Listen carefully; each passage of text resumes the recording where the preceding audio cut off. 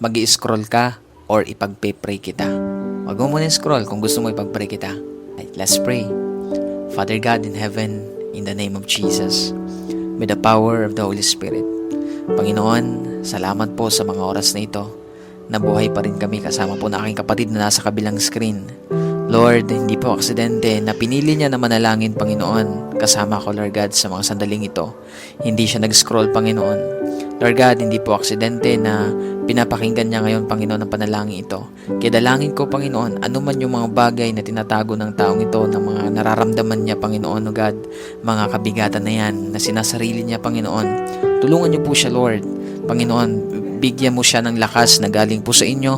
Tulungan mo siya, Panginoon, na magtiwala sa inyo at isuko lahat-lahat, Panginoon. Lord, walang bagay na hindi mo alam sa buhay namin, lalo na sa taong ito na nandito sa screen, Panginoon. Alam mo, Lord, kung paano siya nasasaktan.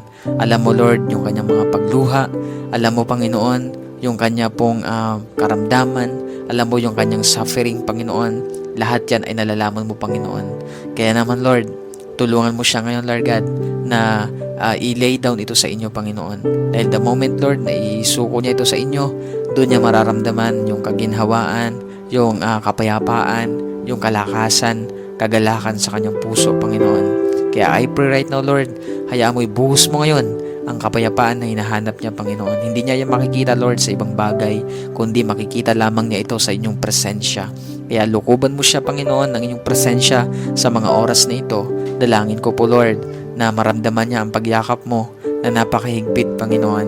Hayaan mo, Lord, sa pagyakap mo, makita niya, Lord, maranasan niya, Panginoon, ang inyong pong pagkilos, makita niya, Lord, na may binabago ka sa kanyang buhay, maging sa kanya pong sitwasyon. Maraming salamat, Panginoon. Hayaan mo, Lord, magpakilala ka pa sa taong ito na nandito sa screen, Panginoon.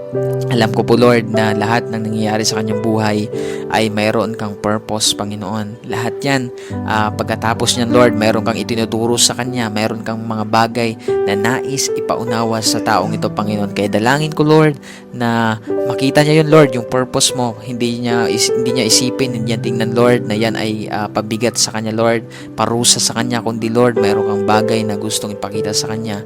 Isa na po doon ang kapangyarihan mo, ang katapatan mo, gusto mong patunayan ang katapatan sa kanya.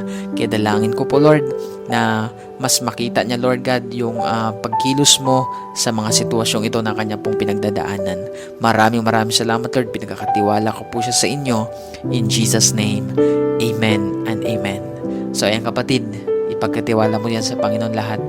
May purpose si Lord kung bakit ka nandyan. Tatandaan mo palagi yan. So, yun lang. I hope na na-remind, na-encourage ka sa video na to. Kung gusto pa makilala si Lord, basahin mo yung Bible mo. And also, pwede mo i-follow yung page natin ito dahil nag-upload ako dito ng prayers, encouragements, at iba pang videos katulad nito. Maraming salamat. Always remember that Jesus loves you.